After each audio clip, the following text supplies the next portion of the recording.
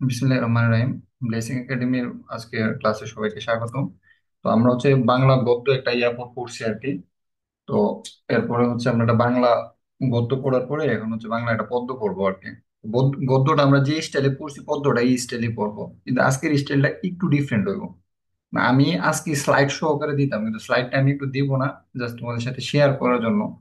গদ্যের স্টাইলটা পরীক্ষা যেটা হয়েছে আর কি, পরীক্ষাটাতে ওইভাবে অ্যাপ্লাই করা যায় না। তোমরা এখানে অ্যাপ্লাই করতে পারো কিনা, জাস্ট এই জিনিসটা আমি হচ্ছে আজকে ক্লাসে একটু ডিসকাস করবো। ডিসকাস করে পরবর্তী ক্লাসটাতে আমি হচ্ছে অ্যাপ্লাইংটা দেখাবো আর কি, মানে এই জিনিসটা কেমনে হবে আর কি। তো কপুকথা কোনটা যেহেতু তোমাদের সবার আছে, তো আমরা টার্গেট নিবো। যেমন এর আগে টার্গেট নিয়েছি যে বই পড়া থেকে যদি কোনো প্রশ্ন আসে, আমরা চেষ্টা করবো কি বিভিন্ন কোটেশন দিয়ে, বিভিন্ন লাইনের উক্তি দিয়ে, ঠিক আছে, there three thing are essential for life this are books and books লিউটোরিস্টের যে উক্তি আছে, এই জিনিসগুলো দিয়ে, অথবা তোমার মানুষের মধ্যে রবীন্দ্রনাথ যেটা বলছে, বই মানুষের অতীত এবং বর্তমানে থাকা অবস্থায় ভবিষ্যতের মধ্যে একটা সেতু বন্ধন তৈরি করে দেয়। আরো বিভিন্ন কিছু বই পড়া নিয়ে বিভিন্ন জন বলছে আর কি। তো এই কথাগুলো হচ্ছে আমরা এড করে হচ্ছে কোটেশন দিয়ে আসলে এই জিনিসটা ব্যাখ্যা করবো। তবে education is the light, then enlightened our soul, যেটা আমাদের আত্মাকে কি করে আলোকিত করে, এই কোটেশন গুলো দিব। ঠিক তেমনি আমরা যখন কবিতার ইয়াগুলো লিখবো, তখন আমরা সেম কোটেশন গুলো অ্যাপ্লাই করবো। এটা কি মানে একটু রেসপন্স করো, এটা কি তোমরা তোমাদের ক্লাসে পড়ানো হয়েছে কিনা? কপোতাক্ষ নদ, এই কবিতাটা না মানে ভাইয়া। পড়ানো হয়েছে না? ইয়াসমিনের পড়ানো জি হয়েছে না? স্যার, হালকা পড়ানো হয়েছিল। তানজিবুলের পড়ানো হয়েছে? কাফির, কাফির কি পড়ানো হয়েছে? বা শিফার কি পড়ানো হয়েছে? স্কুলে কি পড়ানো হয়েছে এটা?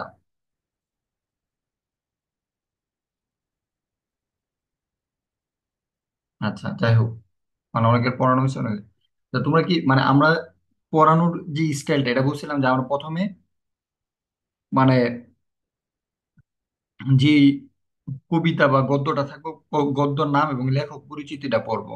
তো লেখক পরিচিতি এটা কিভাবে পড়বো, এটা আমি গত ক্লাসে বলছিলাম, আমরা এই স্টাইলে পড়বো। তারপরে যে পদ্যটা পড়বো, পদ্য লেখক পরিচিতি পড়ার পরে আমরা কি পড়বো, একটু মনে আছে কিনা? তানজিবুল বলো তো, কি কি পড়বো লেখক পরিচিতি পড়ার পরে?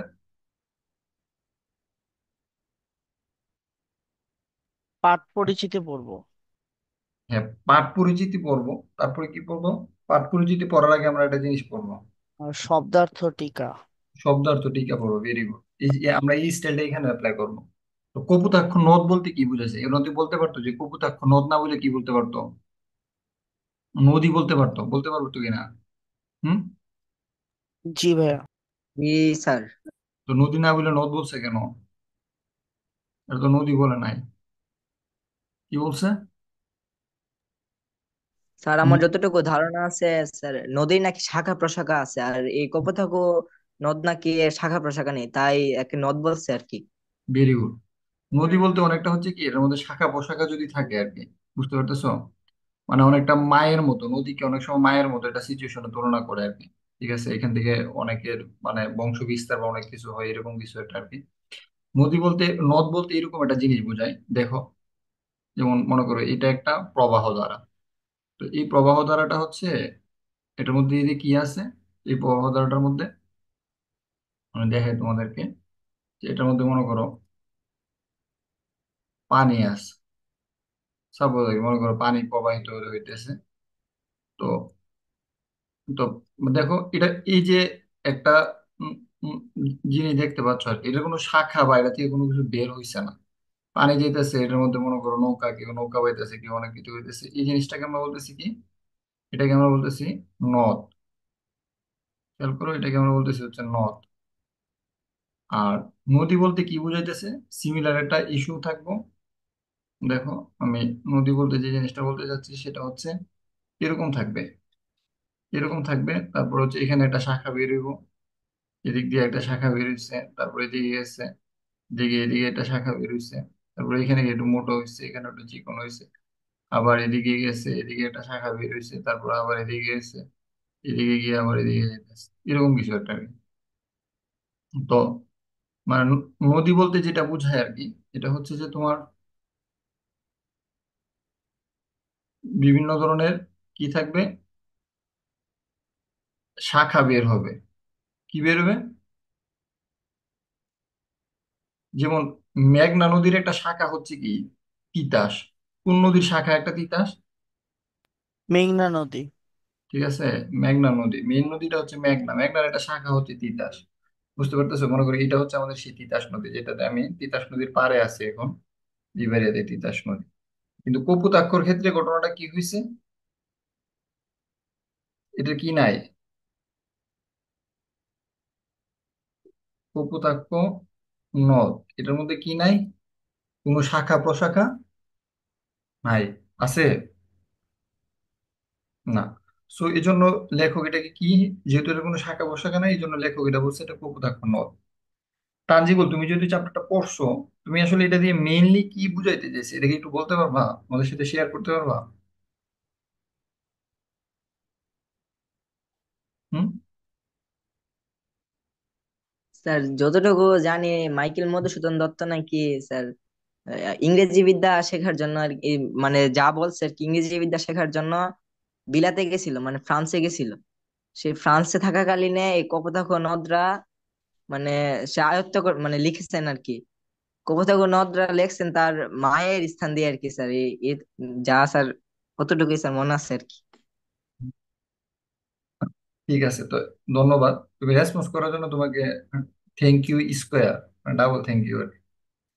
তো উনি ফ্রান্সে বিলাত যে জিনিসটাকে বোঝায় আর কি, বিলাত মানে ফ্রান্স না, বুঝছো? বিলাত মানে হচ্ছে, বর্তমান বিলাতের নাম হচ্ছে লন্ডন, বুঝছো কি না, মানে ইংল্যান্ড আর কি। বিলাতের নামটা হচ্ছে কি ইংল্যান্ড।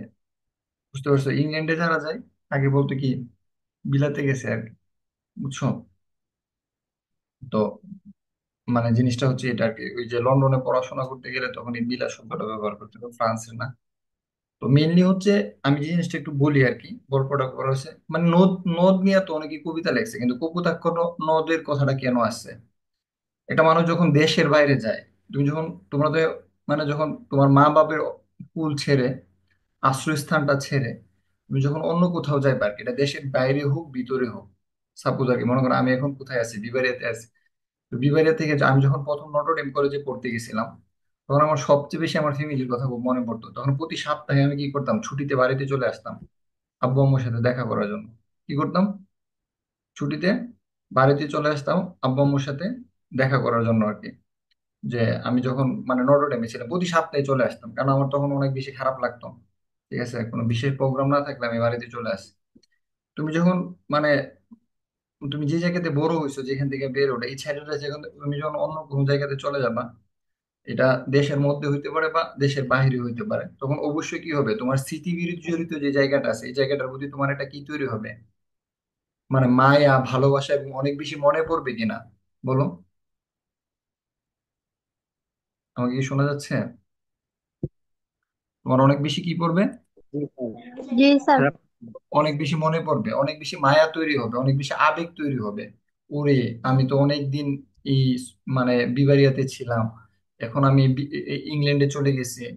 ঠিক আছে, তো আমার অনেক বেশি, বা আমি অনেকদিন বিবারিয়াতে ছিলাম, আমি ঢাকাতে চলে গেছি, আমার মধ্যে মায়াটা তৈরি হবে। তো লেখকের মধ্যে কি হয়েছে, সেই মায়াটা তৈরি হয়েছে। তো কি কোন কি নিয়ে তৈরি হয়েছে? তার দেশের প্রতি, দেশের নদী নিয়ে সেই সেই জিনিসটা কি করছে, দেশের নদীর প্রতি। মূলত এই কবিতাটা দিয়ে যে জিনিসটাকে ফোকাস করতে চাইছে, এটা হচ্ছে মাতৃভূমির প্রতি ভালোবাসা। কিসের প্রতি ভালোবাসা? মাতৃভূমি। মাতৃভূমির প্রতি ভালোবাসা, প্রতি ভালোবাসা। বুঝতে পারছো?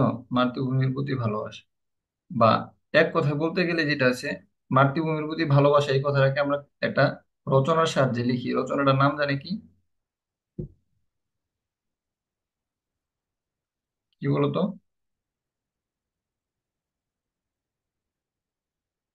মাতৃভূমির প্রতি যে ভালোবাসা, আমরা এটা একটা রচনার মাধ্যমে লিখি। রচনাটার মানে কি?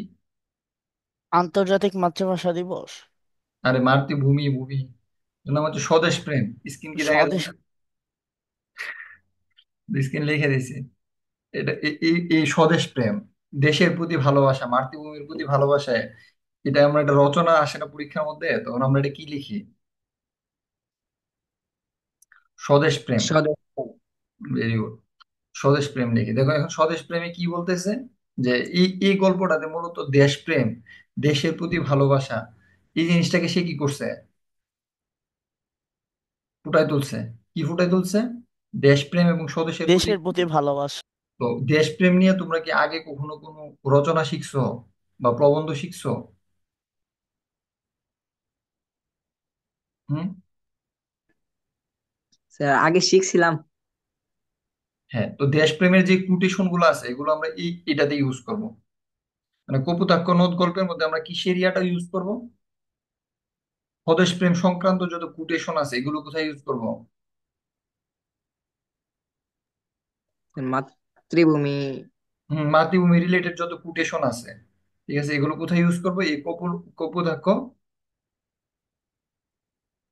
নদ যে মানে কবিতার আছে এটাতে ইউজ করবো। কেমনে ইউজ করব এটা আজকে তোমাদের ভিতর থেকে বের করে আনবো।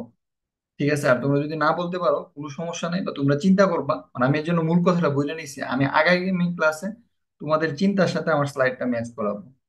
বুঝছো? বা আমার আমার চিন্তাটা ম্যাচ করাবো, তারপর আমি সিস্টেমে বলতে থাকবো আর কি। এখন আসো, এখন আসো আমরা কবি পরিচিতি এটা পড়ে নেই। মধুসূদন দত্ত 1824 সালের 25শে জানুয়ারি, সালটা একটু মনে রাখতে হবে কারণ সে কবে জন্মগ্রহণ করছে এটা অনেক ইম্পর্টেন্ট। 1824 সালে 25শে জানুয়ারি, এই জিনিসটা ইম্পর্টেন্ট। যশোর জেলার সাগরদাঁড়ি, দেখো সাগরদাঁড়ি বানানটার মধ্যে দাঁড়িটার মধ্যে কি আছে? দেখো এই দাঁড়ির উপর চন্দ্রবিন্দু আছে, কি আছে? চন্দ্রবিন্দ্র। এটা মাথায় রাখতে হবে। তিনি স্কুল জীবনে হিন্দু কলেজে প্রথমে ভর্তি হয়েছে। স্কুল জীবনের শেষে তিনি হিন্দু কলেজের ক্ষেত্রে কোথায়? স্কুল জীবনের শেষে হিন্দু কলেজে ভর্তি হয়েছে। এই সময় ইংরেজি সাহিত্যের প্রতি তীব্র অনুরাগ জন্মে। এখন প্রশ্ন হচ্ছে এই জায়গায়, ইংরেজি সাহিত্যের প্রতি তীব্র অনুরাগ কখন জন্মায়? কোশ্চেনটা কি আসবে? মাইকেল মধুসূদন দত্তের ইংরেজি সাহিত্যের প্রতি তীব্র অনুরাগ কখন জন্মায়? কখন জন্মায়? কখন? স্যার, হিন্দু স্কুলে পড়ার সময়। হিন্দু কলেজে ভর্তি হবার পরে কখন? হিন্দু হিন্দু কলেজে। কলেজে ভর্তি হওয়ার পরে। Very good. 1843 সালে, এই সালটা ইম্পর্টেন্ট, 1843 সালে উনি কি করছে? খ্রিস্টান ধর্মে চলে গেছে, সম্ভবত আগে হিন্দু ধর্মে ছিল। তারপর কোথায় চলে গেছে 1843 সালে? খ্রিস্টান ধর্মে। তখন তার নামের শেষে কি যুগ হয়? মাইকেল। মাইকেল। তো মাইকেলটা কত সালে যুগ হয়? মাইকেল আঠারোশো মধুসূদন। তেতাল্লিশ আঠারোশো খ্রিস্টাব্দে তেতাল্লিশ সালে। ভেরি গুড, সাব্বাস। 1843, দেখছো আমি কিন্তু এখানে শিখে ফেলতেছি। মাইকেলটা যুগ হয় 1843 সালে। পাশ্চাত্য জীবনের প্রতি প্রবল আগ্রহ এবং ইংরেজি সাহিত্যের প্রতি তীব্র আবেগ তাকে ইংরেজি সাহিত্য রচনায় উদ্বুদ্ধ করে। একটা অনুরাগ জন্মানো আর উদ্বুদ্ধ করা দুইটা কিন্তু ডিফারেন্ট জিনিস, খেয়াল করুন। এখানে একটু ক্ল্যাশ লাগাই দেওয়া স্টুডেন্ট। অনুরাগ জন্ম মানে কি তা জানো নেই? বুঝছো কিনা? তার মধ্যে সৃষ্টি হওয়া, অনুরাগ জন্মানো মানে কি? সৃষ্টি হওয়া। বুঝতে পারতেছো? জন্ম নেওয়া মানে সৃষ্টি হয়েছে। ইংরেজি সাহিত্যের প্রতি তার একটা তীব্র অনুরাগ। ঠিক আছে, এটা কখন জন্মেছে? এটা যে হিন্দু কলেজের যখন স্টুডেন্ট ছিল তখন। কিন্তু দেখো একটা ডিফারেন্টটা হচ্ছে যে পাশ্চাত্য জীবনের প্রতি প্রবল আগ্রহ, ঠিক আছে, এবং সাহিত্যের প্রতি তীব্র আবেগ তাকে ইংরেজি সাহিত্য রচনায় উদ্বুদ্ধ করে। উদ্বুদ্ধ করছে কি? উদ্বুদ্ধ করছে হচ্ছে দুইটা জিনিস। একটা হচ্ছে কি, মানে পাশ্চাত্য জীবন বলতে কি ইউরোপের জীবন বোঝায়। পাশ্চাত্য জীবন বলতে কোন জীবনটা বোঝায়? ইউরোপের। ইউরোপের জীবন।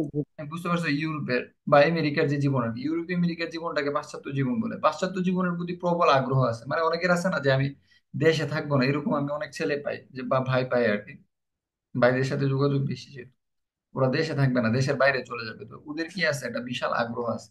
এবং ইংরেজি ভাষা ও সাহিত্যের প্রতি তীব্র আবেগ তাকে সাহিত্য রচনায় কি করছে, অনেক বেশি ইন্সপায়ারেড করছে। উদ্বুদ্ধ করা মানে কি? ইন্সপায়ারেড করা। এবং ইংরেজি ভাষা ও সাহিত্যের দুটো জিনিস হচ্ছে দুইটা, একটা হচ্ছে পাশ্চাত্য জীবনের প্রতি তার প্রবল আগ্রহ, এবং ইংরেজি ভাষা ও সাহিত্যের প্রতি তার তীব্র আবেগ। এই দুইটা জিনিস হচ্ছে মেইন জিনিস। পরবর্তীকালে জীবনের বিচিত্র কষ্টকর অভিজ্ঞতায় তার এই ভুল ভাঙছে। তাহলে ভুলটা ভাঙছে কিভাবে? তার জীবনে অনেক কষ্ট করতে হয়েছে। কেন কষ্ট করতে হয়েছে এটা একটু বুঝায়। যারা দেশের বাইরে যায় এরা ম্যাক্সিমাম হচ্ছে কি বাংলাদেশ থেকে যায়, এরা বিভিন্ন রেস্টুরেন্টে বা বিভিন্ন ইয়াতে কাজ করে। বুঝতে পারছো? মানে সাইকেল চালায় অথবা মনে করো বিভিন্ন কিছু করে, ফুড ডেলিভারি দেয়। বলে বাংলাদেশে কি কেউ যদি বলতো যে তুই রেস্টুরেন্টে কাজ করে, কি করতো? নর্মালি করতো? বলো। না তোমাদের স্যার। বাংলাদেশে রেস্টুরেন্টে চাপতে কিন্তু করতে না। তুমি ইংল্যান্ডে গিয়ে যদি তোমার রেস্টুরেন্টে জব করতে, তুমি নাচ্চা করে করবো, ওয়াও রেস্টুরেন্টে জব পাইছি, মনে হবে হাতের চাপ পেলেছি। আর তুমি যদি গাড়ি ড্রাইভিং করতে পারো, তোমার কাছে কি মনে হবে জানো না? ওয়াও আমি গাড়ির ড্রাইভার হয়ে গেছি। বাংলাদেশের ড্রাইভার হলে তোমার কিন্তু কোনো কিছু মনে করতো না, কিন্তু দেশের বাইরে গিয়ে যদি তুমি ড্রাইভার হো, তোমার মনে হয়েছে আমি দুনিয়া উদ্ধার করে পিএইচডি করে মনে হয় যেন বিজ্ঞানী হয়ে সাইন্টিস্ট হয়ে গেছে, কেমন মনে করে, বুঝছো? তো ওইখানে গেলে আসলে জীবন, এখানে মাইকেল মধুসূদন দত্ত ছিল বাংলাদেশের একজন জমিদারের ছেলে। কার ছেলে? জমিদারের ছেলে, বুঝতে জমি। পারছো? ওই দেশে গিয়ে তুমি ওইভাবে জমিদার দেখে থাকতে পারবে না, ওইখানে তোমার পরিশ্রম করে কষ্ট করে থাকতে হবে। কিন্তু ওইখানে যাওয়ার পরে সে অনেক বেশি, এবং শেষ অবস্থায় তোমার অনেক মানে কষ্ট করে উনি মানে মারা গেছে আর কি। ব্যাপারটা হচ্ছে এটা, কারণ মানে অনেক অর্থের অভাব হয়েছে, কারণ টাকা পয়সা, সে প্রতিদিন একটা, মানে এটা আমার আব্বা থেকে শোনা একটা গল্প আর কি, যে সে প্রতিদিন একটা করে ড্রেস চেঞ্জ করতো, তার সিচুয়েশনটা ছিল এরকম বাংলা ভাষায়। তারপরে তার পরবর্তীতে কষ্ট, এই জন্য সে ইংরেজি ভাষায় যখন সফল হতে পারছে না, অনেকগুলো কবিতা লেখছে, লেখা তেমন সফল হতে পারছে না, পরে সে বাংলা ভাষায় কবিতা লেখা শুরু করছে। বাংলা ভাষায় কাব্য রচনার মধ্যে দিয়ে তার কবিতা প্রতিভার যথার্থ স্ফূর্তি ঘটে। তার অমর কীর্তি মেঘনাদ বধ কাব্য। তার অমর কীর্তি কি? মেঘনাদ বধ কাব্য। তাহলে এই প্রশ্ন, যেমন এর আগে একটা আমরা যে পড়ছি, ওইটার মধ্যে সবচেয়ে ইম্পর্টেন্ট প্রশ্ন ছিল যে প্রমোদ চৌধুরীর ছদ্মনাম কি? বীরবর। ঠিক আছে। আর এই এটার মধ্যে মাইকেল মধুসূদন দত্তের যে কবি পরিচিতিটা, এখানে সবচেয়ে বড় ইম্পর্টেন্ট প্রশ্ন হচ্ছে যে মাইকেল মধুসূদন দত্তের হুম মানে কাব্যগ্রন্থ, মানে মেইন যেটা নিয়ে সে যথার্থ প্রতিবার ইয়া পাইছে, মেইন সবচেয়ে বড় মানে সমাদৃত কাব্যগ্রন্থ কি, সেটা হচ্ছে মেঘনাদ বধ কাব্য। বুঝছো? এখন এই জিনিসটা একটু বুঝাই তোমাদেরকে। একটা মানুষ যে সব ফিল্ডে ভালো করবে ব্যাপারটা কিন্তু এমন না। অনেকে আছে যে স্পিকিং এ ভালো, অনেকে আছে তোমার মনে করো বক্তৃতা প্রতিযোগিতা ভালো, কেউ আছে আবৃত্তি প্রতিযোগিতায় ভালো, কেউ আছে ক্লাসে পড়ে একদম মুখস্থ করে ফার্স্ট হয়ে যেতেছে, কেউ আছে মেডিকেলে গিয়ে যায় মানে ডাক্তার হয়ে যেতেছে, আবার কেউ আছে ইঞ্জিনিয়ারিং লাইন। যে ডাক্তারি লাইনে ভালো করতেছে সে ইঞ্জিনিয়ারিং লাইনে ভালো করবে এমন না, সে ইঞ্জিনিয়ারিং এ খারাপও করতে পারে। আবার যে ইঞ্জিনিয়ারিং এ ভালো করতেছে সে যে ডাক্তারি লাইনে গিয়ে ভালো করবে ব্যাপারটা এমন না। আবার মনে করো যে ওই যে মনে করো হুজুররা, মনে করো যে এই পেশাতে গেছে আর কি, মানে প্রফেশন হিসেবে এগুলো নিছে, এদেরও তো একটা প্রফেশন আছে, এরা ওই লাইনে হয়তো বা ভালো করতেছে, সে যেমন বাংলা পড়াশোনা এসে ভালো করতে পারবে এমন না। মানুষ একটা সেক্টরে ভালো করে, কিন্তু মানুষ তখনও ওই সেক্টরটাতে সবচেয়ে বেশি ভালো করে যেটার সাথে তার কি হয়, তার ব্রেন, তার চিন্তা ভাবনা, তার থিঙ্কিং এর ম্যাচ করে যায়। সবচেয়ে সমস্যা যেটা হয় আর কি, যেমন আমি নিজে ওইটার সাফারার, মানে আমি যেখানে পড়তে চাইছি এটা হয়তো বা আমি পড়তে পারি না। আমি পড়তেছি এমন একটা জিনিস যেটা আমার পড়তে ভালো লাগে না, এরকম হয়। তুমি যেটা পড়তে ভালো লাগবে না, এটা যদি তুমি পড়তে থাকো, তাহলে তোমার কাছে কি, তুমি এটা অনেক বেশি ভালো করতে পারবা। আমার কথা কি শুনতেছো? জি স্যার। তো তুমি কিন্তু এটাতে অনেক বেশি ভালো করতে পারবে না, কারণ এটার সাথে তোমার কি হয় না, যেমন তার আগ্রহ ছিল ইংরেজি সাহিত্যের প্রতি, কিন্তু সেই ইংরেজি সাহিত্য আবার কি করতে পারতেছে না, ভালো করতে পারতেছে না, কারণ হচ্ছে কি, সে তার ব্যাকগ্রাউন্ড বাংলা ভাষায়। তার ব্যাকগ্রাউন্ড কোন ভাষায়? বাংলা ভাষায়। ব্যাকগ্রাউন্ড বাংলা ভাষায় হওয়ার কারণে সে ইংরেজি সাহিত্যের এই জন্য তাকে কষ্ট করতে হয়েছে। তো সে যদি আবার ব্যাকগ্রাউন্ড ইংরেজি সাহিত্যের হইতো, তাহলে ওই সাহিত্য সে অনেক ভালো করতে পারতো। মিউট আনমিউট, শিফা তুমি মিউট করে দাও। হুম। আম্মা শিফা মিউট লাগবে না করে দাও। তোমার যে রেন দেখা আছে। আমি মিউট করে দিই। ঠিক আছে, আমি মিউট করে দেবো। আচ্ছা। তো যে জিনিসটা বলতেছিলাম আর কি, তো এই জিনিসটা হচ্ছে এই জন্য অনেক বেশি ইম্পর্টেন্ট। তোমার যদি ম্যাথের প্রতি অনেক বেশি আগ্রহ থাকে এবং অনেক বেশি ম্যাথ পারো, তাহলে তুমি মেডিকেল প্রফেশনে গিয়ে অনেক বেশি ভালো করতে পারবে না। এবং যদি ভালো যদি ভালো পারো, তাহলে তুমি আবার মনে করো ম্যাথ কম পারো, তাহলে ইঞ্জিনিয়ারিং গিয়ে অনেক বেশি ভালো করতে পারবে না। এটা বাস্তবতা অনেক একটু ডিফেন্ড করে আর কি। এই জন্য এই জিনিসটা খেয়াল রাখবে আর কি।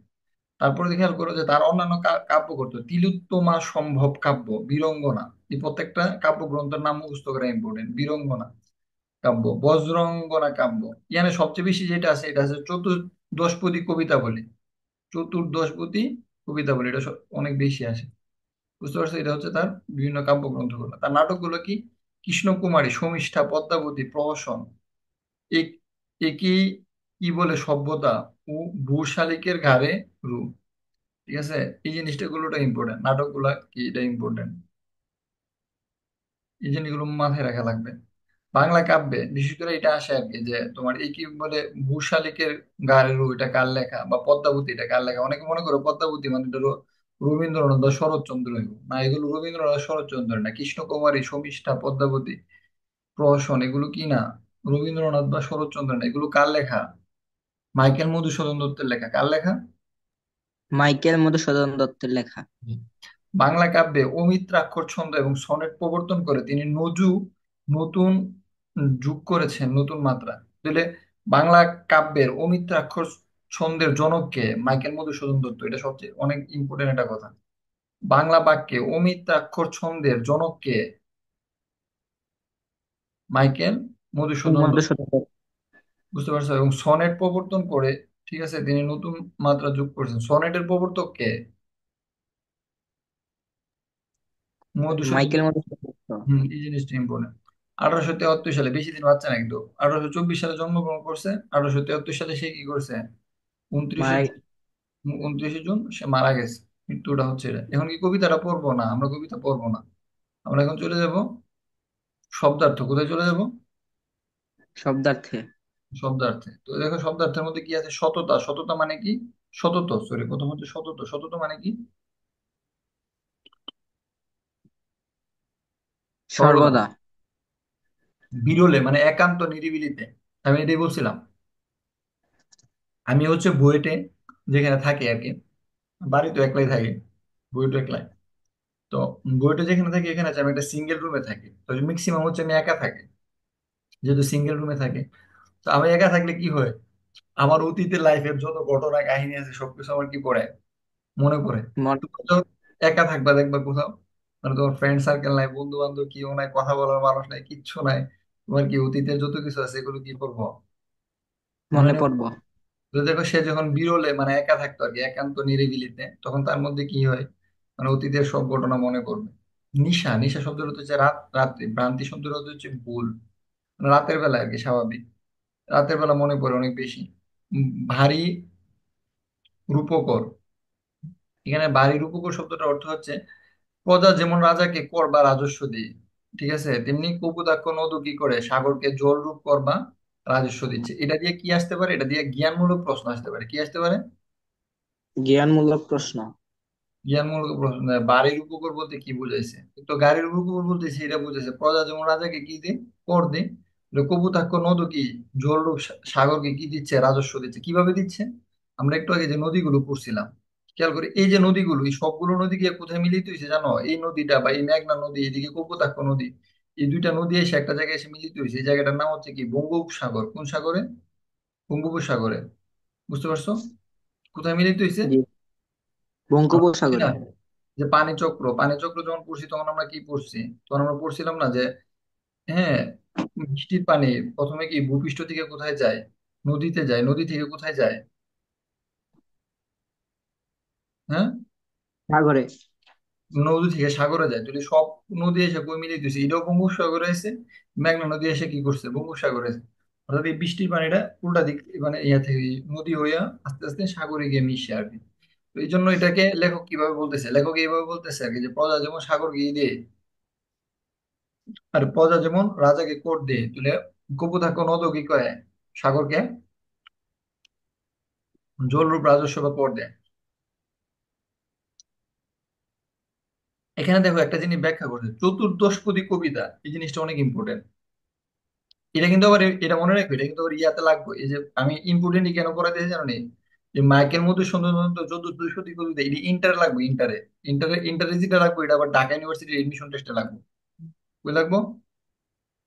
Dhaka university admission test. U এডমিশনের মধ্যে কাজে লাগবে। এই জন্য এই জিনিসটা একটু আগে পড়াইতেছি, একটু বেশি টাইম নিয়ে পড়াইতেছি, বই বই দিয়ে পড়াইতেছি, লাইন বাই লাইন দিয়ে পড়াইতেছি, যাতে তোমরা নিজেরা পড়তে পারো পরবর্তীতে। আমার ক্লাস যদি নাও করো তোমরা যাতে পড়তে পারো, এই জন্য, আর কোনো কারণ না। তো চতুষ্পদী কবিতা ইংরেজিতে বলে, এদেরকে কি বলে ইংরেজিতে? হাসান মাসুদ নাকি সনেট? সনেট। ইংরেজিতে বলে সনেট, বাংলায় চতুর্দশপদী কবিতা। ঠিক আছে? এখানে চতুর্দশপদী কবিতা মানে কি জানো? কারণ মানে ধরতে 14 পারছো লাইনের যদি। হুম। 14 লাইনের কবিতা আর কি। হ্যাঁ হ্যাঁ, রাইট, 14টা লাইনের কি থাকবে? কবিতা থাকবে আর কি। বুঝতে পারছো? তো 14 লাইনের কবিতা আর কি। এই যে এই চতুর্দশ কবিতা, কবিতা নিয়ে এখানে যা বলা আছে, এই যে আমরা টানা মুখস্থ করে ফেলবো। এটা মুখস্থ করার জিনিস না, এটা বুঝার জিনিস। যেমন আমরা বলছি চতুর্দশ পদী কবিতা মানে 14টা পদ থাকবো। সহজ কথা, পদ মানে এখানে বাক্য, 14টা কি থাকবো? বাক্য। আমি বাক্য। বুঝে দিতেছি, মুখস্থ করা দরকার নাই। ইংরেজিতে চতুষ্পদী কবিতাকে কি বলে? সনেট বলে। কি সনেট। বলে? সনেট। সনেট। 14 চরণ, এই যে বলতেছে সমন্বিত ভাব সংহত সুনির্দিষ্ট, মানে এটা 14টা কি করছে মানে বাক্যের মাধ্যমে কি করেছে এটা, টোটাল জিনিসটাকে কি করে ফেলছে, সে নির্দিষ্ট করে ফেলছে, এর মধ্যে দিয়ে পুরো জিনিসটাকে সে ফুটায় তুলবে, এর চেয়ে সে একটা লাইন বেশি লাগবে না, একটা একটা লাইন কি কমও করবে লিখবে। না, কমও লাগবে কমও না। লিখবে। চতুর্দশপদী কবিতার প্রথম 8টি স্তবককে বলে কি, অক্টেভ।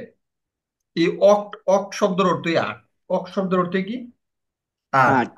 আর পরবর্তী চৈচরণের স্তবককে বলে ষষ্ঠক বা সেস্টেট।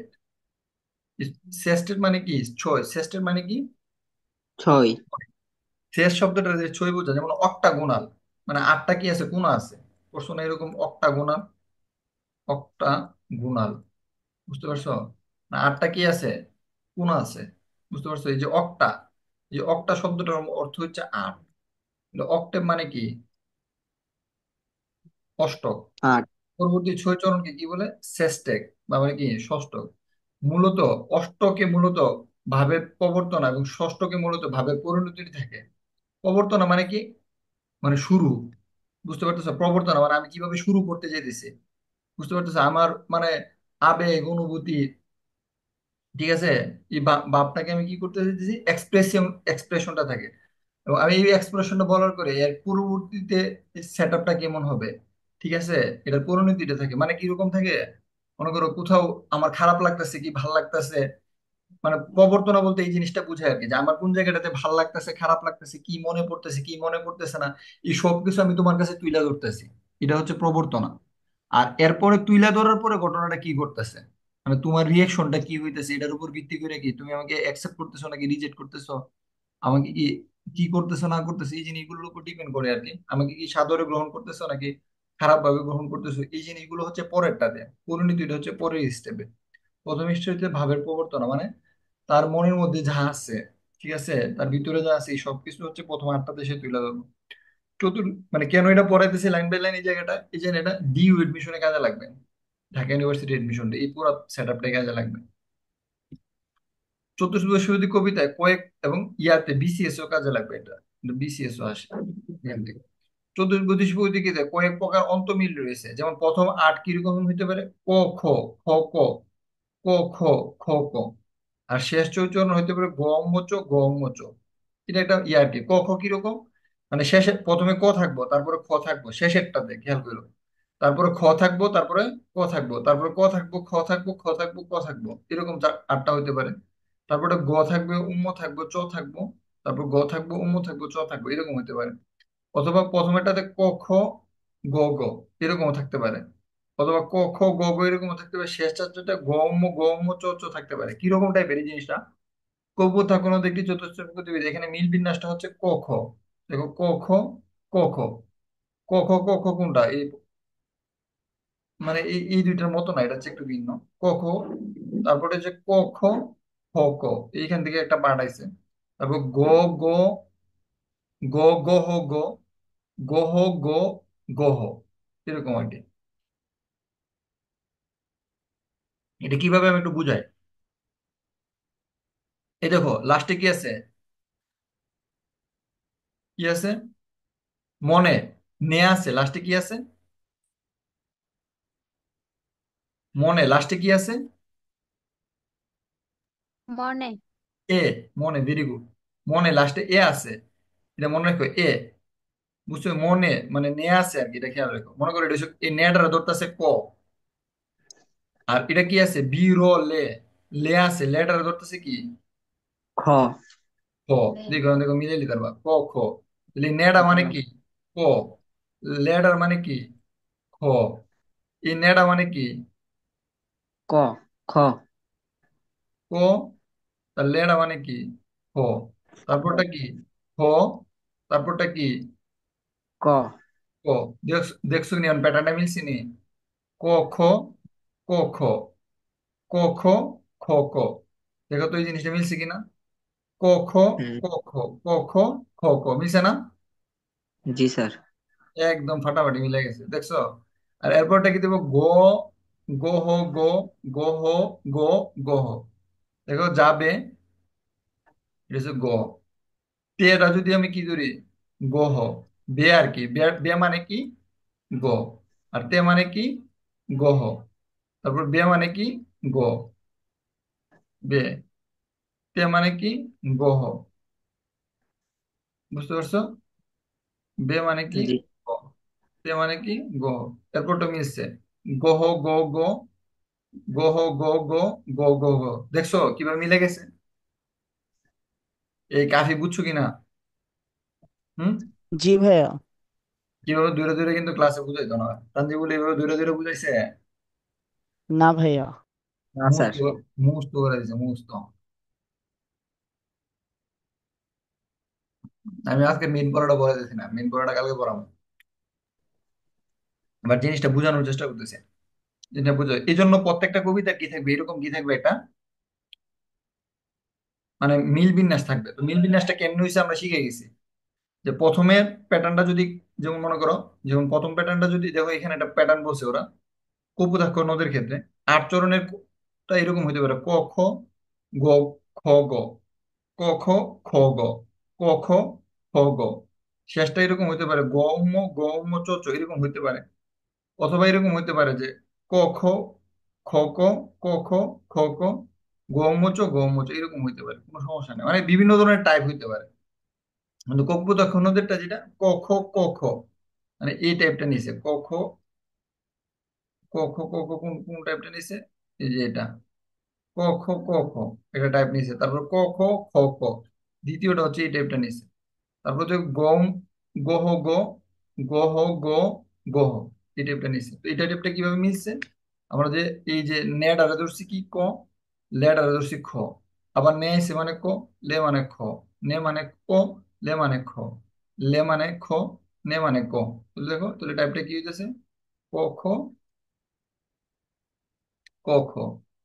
তারপর কি হইতেছে: ক খ, খ ক। এই যে প্রথম আটটা টাইপ মিলে গেছে। তারপরে দেখো, এবারে বিয়েটারে ধরছি গ, গটারে ধরছি, টেটারে ধরছি গ। এটা কি হইতেছে: গ গহ, গ। তারপরে কি হইতেছে: গহ, গ, গ। মিস, নো প্রবলেম এট।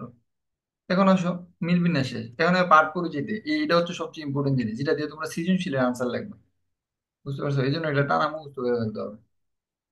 এমন না যে তোমরা ডাইরেক্ট মুখস্থ করে দিয়েছি স্কুলের মতো, আমি তো পুরা পুরি বুঝাই দিব।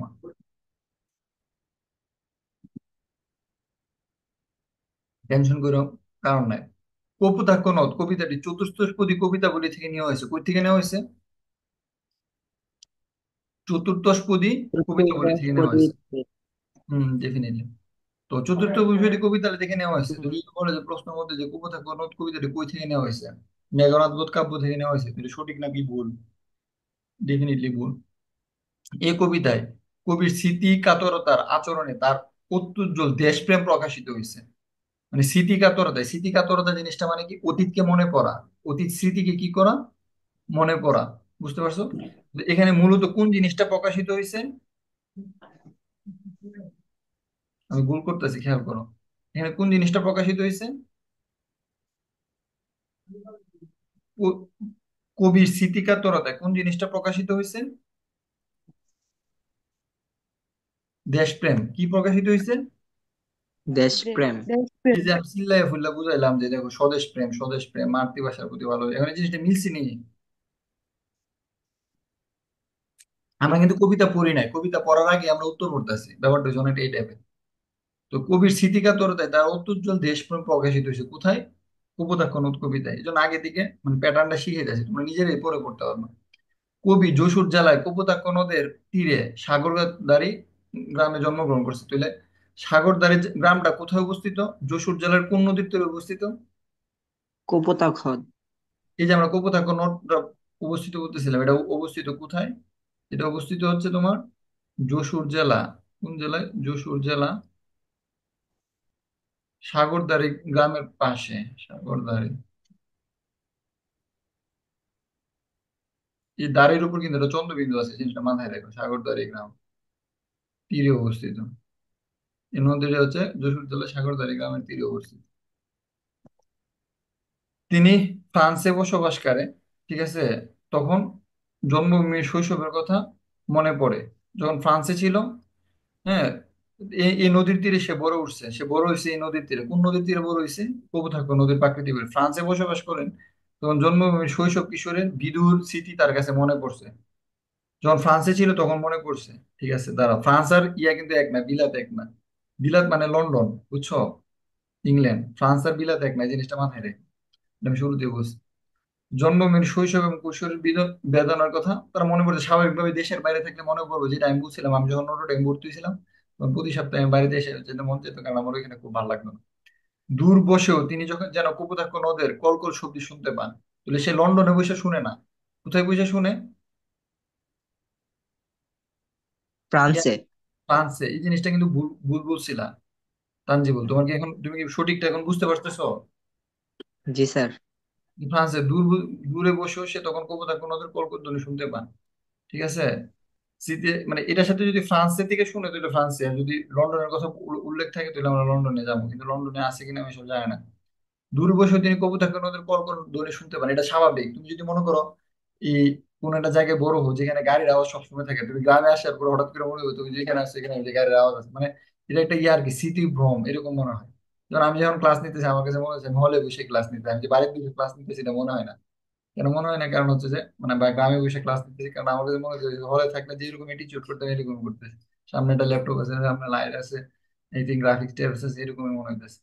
তো তার কাছে কি দূরে বসে তিনি কপোতাক্ষ নদীর কর্কশ শব্দ শুনতে পেতেন। কত দেশে, কত নদে, কত নদ নদী দেখেছেন, মানে যে অনেক দেশ গেছে, অনেক নদ নদী দেখছে, কিন্তু জন্মভূমির এই নদ, হুম, যেন মায়ের স্নেহ ডুরে তাকে বেঁধেছে। কোনো কিছুতেই সে সেটা ভুলতে পারে না। স্বাভাবিকভাবে মানুষ যে জায়গাটাতে বড় হয়েছে, যেখান থেকে তার জন্মস্থান, যে এখানকার নিঃশ্বাস প্রশ্বাস, সবুজ শ্যামল পরিবেশে, নদীর পানি খেয়ে, নদীর মধ্যে গোসল করে, নদীর মধ্যে তৃষ্ণা মিটিয়ে সে যে জায়গাতে বড় হয়েছে, এই যে মায়ের যে মানে মা যেমন সন্তানকে বড় করে তোলে, ঠিক আছে, তো নদীর আশ্রয়ে, মানে নদীর পাশে থেকে, হ্যাঁ, নদীর তীরে সেইভাবে কি করছে, খেলাধুলা করে, কি মায়ের কোলে যেমন সন্তান খেলাধুলা বড় হয় আর কি, সেভাবে নদীর তীরে সে বড় হয়েছে। তো এই নদীর যে স্নেহ দূরে, যে তাকে এমন ভাবে বাঁধছে, শব্দটা অনেক সুন্দর বলছে, স্নেহ দূরে তাকে বেঁধেছে। সে কোনো ভাবে সে সেটা কি করতে পারতেছে না, ভুলতে পারতেছে না। বুঝতে পারতেছো? কবির সন্দেহ জাগে, মানে তারপরে দেখো কি বলছে, কবির সন্দেহ জাগে তিনি কি এই নদের দেখা পাবেন, মানে সে যদি ওইখানে মরে যায় ফ্রান্সে, সে তো এই নদের দেখা পাইতো না আর কি। সে তো মানে স্বাভাবিকভাবে আমি যদি এখন ডাকাতে মারা যাই, সুতরাং আমার তখন একটা সন্দেহ জাগে আর কি, যে কেউ জানতে পারবে কিনা, যেহেতু আমি একলা রুমে থাকি। মানে আমার অনেক সময় ভয় করে যে একা থাকি, আমি মরে গেলে কি বুঝতে পারবো না মারা গেছি। ঠিক আছে, অনেকটা এই টাইপের আর কি। কবির মনে সন্দেহ জাগে আর কি, তিনি কেউ এই নদের দেখা পাবেন, সে যদি সে মারা যায় তাহলে তার দিকে সেটা। কপোতাক্ষ নদের কাছে সে সবিনয় মিনতি করতেছে আর কি, বন্ধুভাবে তাকে যেন স্নেহ ধরে যেমন স্মরণ করেন। কপোতাক্ষ নদের তাকে সেই প্রেম ভারে তাকে সস্নেহ স্মরণ করেন। এখন মনে করো এটা অনেকটা ভালোবাসার মতো আর কি, মানে আবেগে সে বলতেছে আর কি, যে সে যেমন কপোতাক্ষ নদকে স্মরণ করে, মিস করে, নদীর নদের তীরে যে সে বড় হয়েছে, স্নেহ ডুরে নদের মায়া মমতায় খেলাধুলা করে, সে যে মানে নিঃশ্বাস নিয়ে যে সে বড় হয়েছে আর কি, এই নদকে সে অনেক বেশি কি করে, মিস করতেছে, স্মরণ করতেছে। কিন্তু তারও একটা আনন্দ যে নদ যাতে তাকে কি করে স্মরণ করে আর কি, মানে দেশ ও যাতে, আমি যখন দেশের কথা যখন স্মরণ করব দেশের বাইরে গেলে, দেশও যাতে আমার কথাটা কি করে, স্মরণ করে। মানে পারস্পরিক ভালোবাসা, কিন্তু এটা বাস্তবে অনেক কঠিন। মানে তুমি কাউকে ভালোবাসছো, বিনিময়ে তুমি তার কাছ থেকে এই ভালোবাসাটা সবসময় যে পাওয়া যায় এটা না। তুমি তোমার লাকি হইলে 50% ক্ষেত্রে তুমি পাইবা, বাট 50% ক্ষেত্রে তুমি না পাওয়ার সম্ভাবনা বেশি আর কি। 50% ক্ষেত্রে হচ্ছে না, মানে তুমি মানে মানে ইয়া হইতে পারো, তুমি যাকে পাচ্ছো তাকে তুমি রিজেকশন খেতে পারো। ব্যাপারটা হচ্ছে এই জায়গাটাতে, কিন্তু একটা ভালোবাসাই মাত্র। এটা তো বস্তুর প্রতি ভালোবাসা, বস্তু তো আর তাকে উল্টা দিকে স্মরণ করার মতো সম্ভব না। দেশও তাকে স্মরণ করতে পারবে না, এমনকি নদও স্মরণ করতে পারবে না। কিন্তু এই ভালোবাসাটা যদি আল্লাহ রসুলের প্রতি হয়, তাহলে যে ঘটনাটা হইব আর কি, এটা যদি তুমি 100%ই পাওয়া যাবা।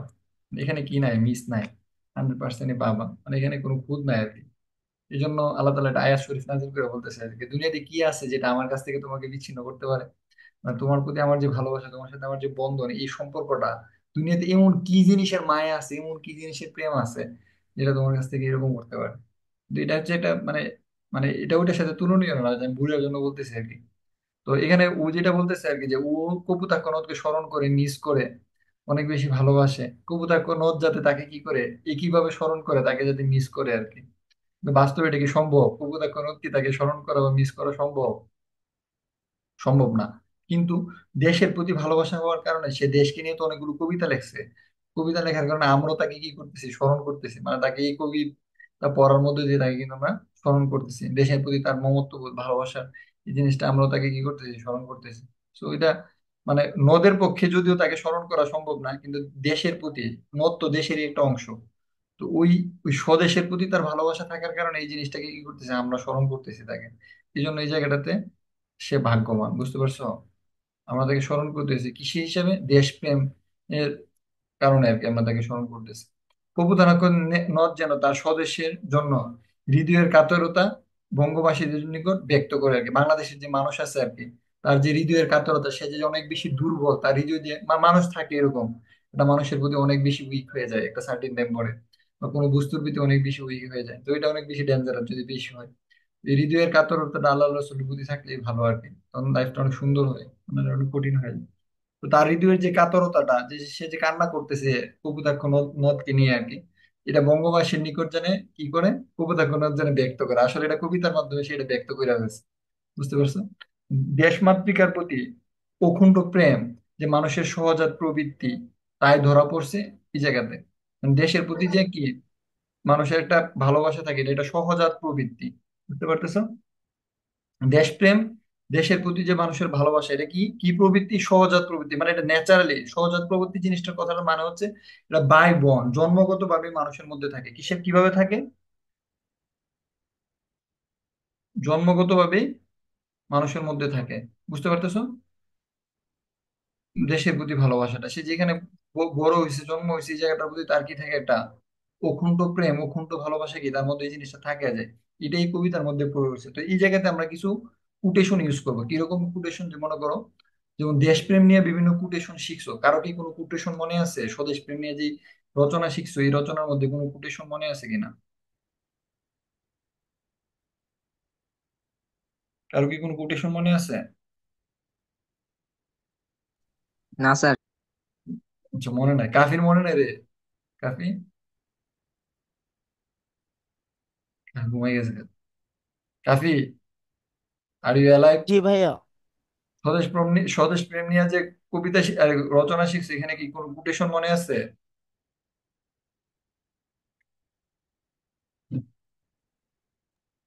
মনে পড়তেছে না।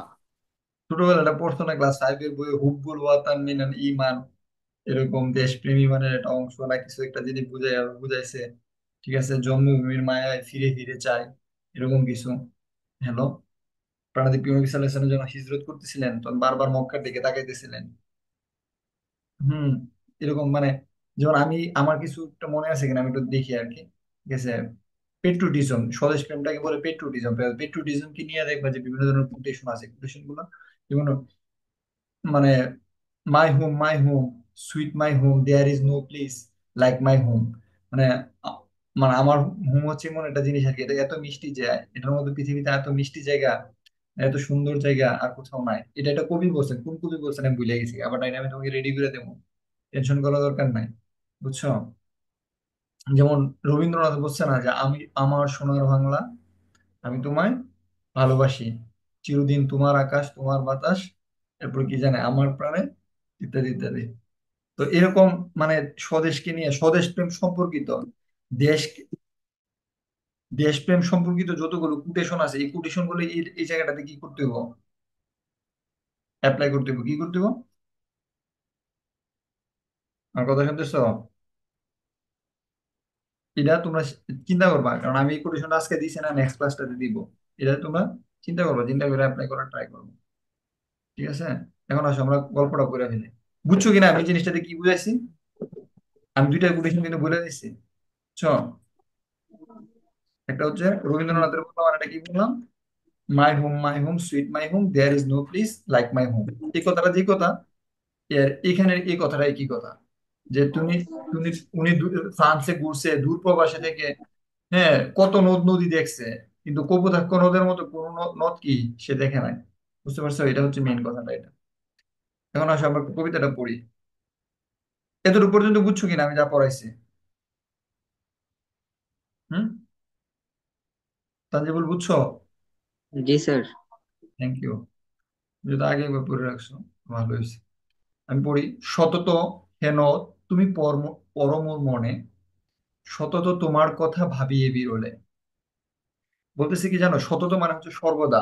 হে নদ, আর কপোতাক্ষ নদকে বলতেছে তুমি পড়ো মোর মনে, আমার মনের মধ্যে কি তুমি মনে পড়তেছো, মানে তোমাকে আমি অনেক বেশি কি করতেছি, মানে তোমার আমার মনের মধ্যে তোমার কথা অনেক বেশি সর্বদা কি হইতেছে। কপোতাক্ষ নদকে বলতেছে আর কি, আমার মনের মধ্যে তুমি সর্বদা মানে মনে পড়তেছো, আমি তোমাকে মিস করতেছি, এরকম কিছু আর কি। সতত তোমার কথা ভাবি বিরলে।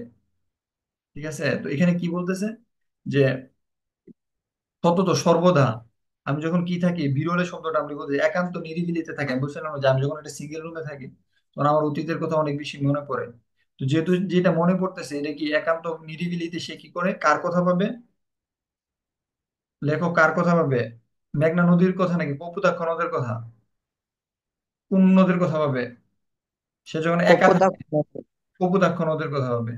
সে কিন্তু ঢাকা শহরের কথা ভাবে না, বুঝছো, বা বিবারিয়া শহরের কথা ভাবে না আর কি, বুঝছো, ও কার কথা ভাবে, কপোতাক্ষ নদের কথা ভাবে। সতত যেমতি লোক নিশার স্বপনে, শুনে মায়া মন্ত্র ধ্বনি তব কোলে কোলে। মানে ব্যাপারটা হচ্ছে এরকম, মানুষ যখন ঘুমায় তখন সে একটা স্বপনের মধ্যে থাকে, ঠিক না? রাতের আধারে মানুষ কি করে, নিশার মানে ওই যে আমি বলতেছিলাম যে রাত, তো রাতের মধ্যে মানুষ যখন স্বপ্ন দেখে, ঠিক আছে, ঘুমন্ত অবস্থায় মানুষ যখন কি দেখে, সতত মানে তো সর্বদা, এটা বুঝো। ঘুমন্ত অবস্থায় মানুষ যখন কি দেখে, স্বপ্ন দেখে, তখন কি শুনে, তখন কপোতাক্ষ নদের কল কল ধ্বনি শুনে, কি শুনে, ঘুমের ঘুরে রাতের বেলা এসে যখন, মানে দেখো, কেউ যখন ঘুমাইতে যায় তখন কি হয়, সারা দিনের বেলা তার যে স্মৃতি আছে অনেক, আমরা ঘুমাইতে গেলে অনেক স্মৃতি মনে পড়ে না? হ্যাঁ, জি স্যার। মানুষ যেটা জি নিয়ে ভাইয়া। চিন্তা করে স্বপ্নে এটাই দেখে। মানুষ যেটা নিয়ে চিন্তা করে স্বপ্নে কি দেখে, এটাই মনে দেখে। পড়ে। হ্যাঁ, এটা মনে পড়ে। তো লেখক স্বপ্নে যেটা নিয়ে চিন্তা করতেছে কি নিয়ে, কপোতাক্ষ নদ নিয়ে।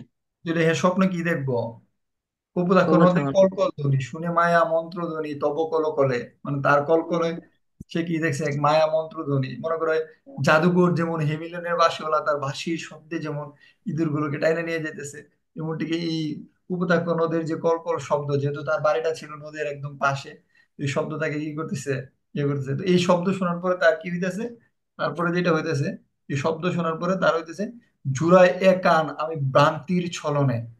বুঝতে পারতেছে, কারণ আসলে তো সে বাস্তবে শব্দ শুনতে পাইতেছে না, কিন্তু সে কল্পনা করতেছে, সে যেমন কপোতাক্ষ শব্দের কি কলকল শব্দ শুনতে পাচ্ছে এই মায়া। যোগাযোগ করতেছে।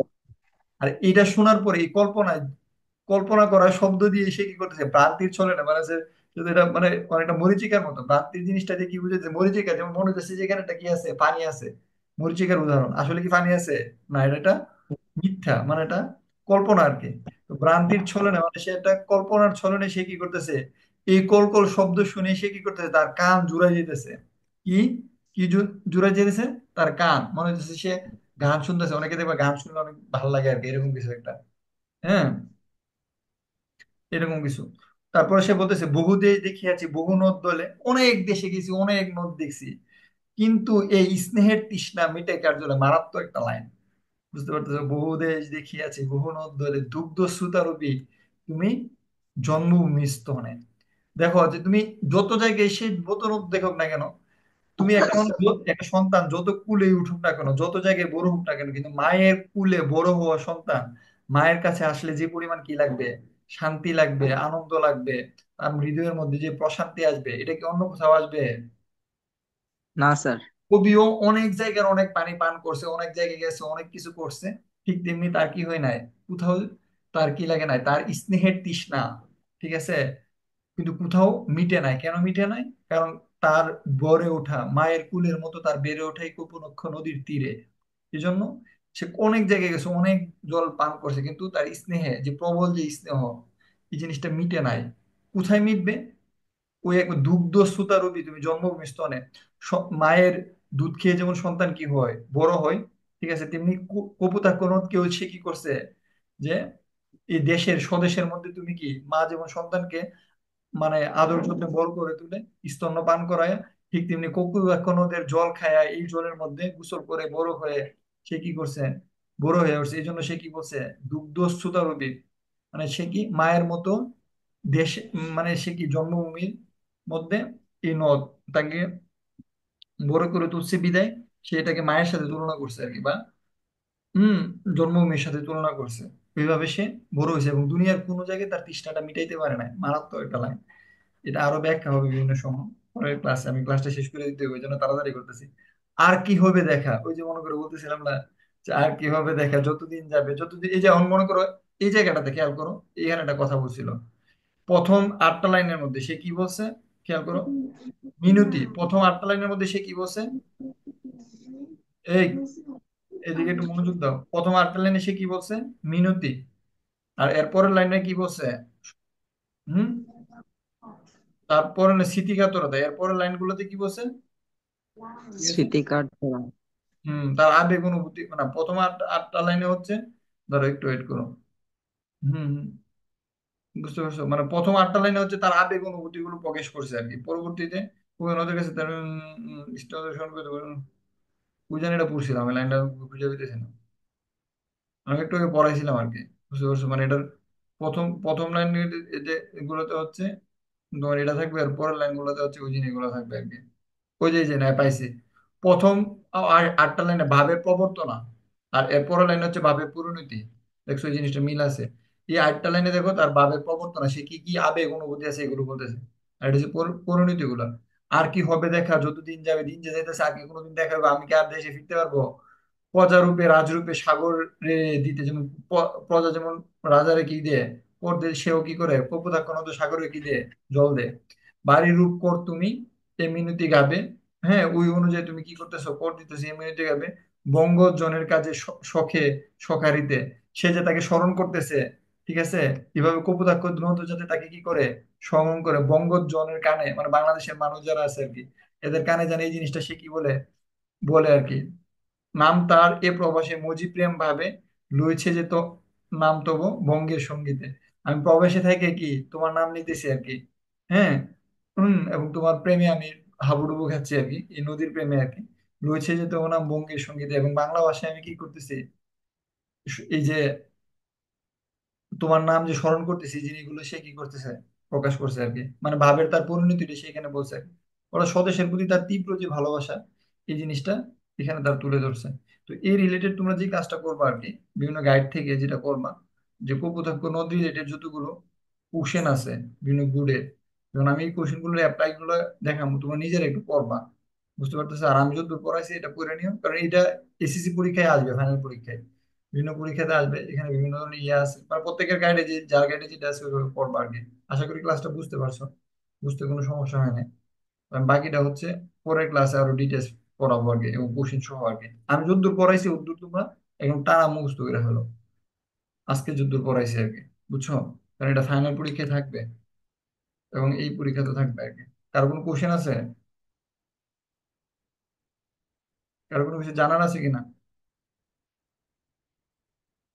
হ্যালো, না স্যার। Thank you. তাহলে যদি কারো কিছু জানার না থাকে তাহলে হচ্ছে সারাটা জয়েন করো, ক্লাসটা অনেক বেশি ইম্পর্টেন্ট। যারা পরীক্ষা দিছো না এরা জয়েন করো, কারণ হচ্ছে আমি একটু মানে বুঝা, মানে যে যে জায়গাগুলো গ্যাপ আছে এই জিনিসগুলো একটু বোঝানোর চেষ্টা করবো আর কি। আর আমি যেহেতু কিছুদিন সুলতানপুরে আছি, যাদের মানে সুলতানপুরে যারা আছে তাদের যদি কোনো কিছু বুঝতে সমস্যা হয়, বিকালবেলা এসে আমার কাছ থেকে সরাসরি বুঝে যেতে পারবো, ঠিক আছে। আর আরেকটা ব্যাপার, যারা বুঝতেছো না এদেরকে একটু বলি আর কি, এটা পরের ক্লাসও বলবো। একটা ক্লাস 2-3 বার দেখবা, কয়বার দেখবা, 2-3 বার। এখানে তো আমি বেশিক্ষণ ক্লাস নিই না, মানে এই 50 মিনিট বা 1 ঘন্টার মতো ক্লাস নিই। তো 1 ঘন্টা ক্লাস, এটা থেকে হেডফোন লাগে এখানে ভাত খেতে খেতে ক্লাসটা শুনে ফেলা যায়, এটা তো এমন বেশি সময় লাগে না এটা ক্লাস দেখার জন্য। কয়েকবার দেখলে বুঝা যাবে, সবাই যে এক লেকচারে বুঝা যায় এমন না। কারণ আমি নিজে এক লেকচারে অনেক পড়া বুঝি না, তখন এটা আমার 2-3 বার দেখতে হয়। তোমাদেরকে ওইভাবে দেখলে তখন দেখবো যে বুঝা যেতেছে যে আসলে আমি কি বুঝাইতে যেতেছি।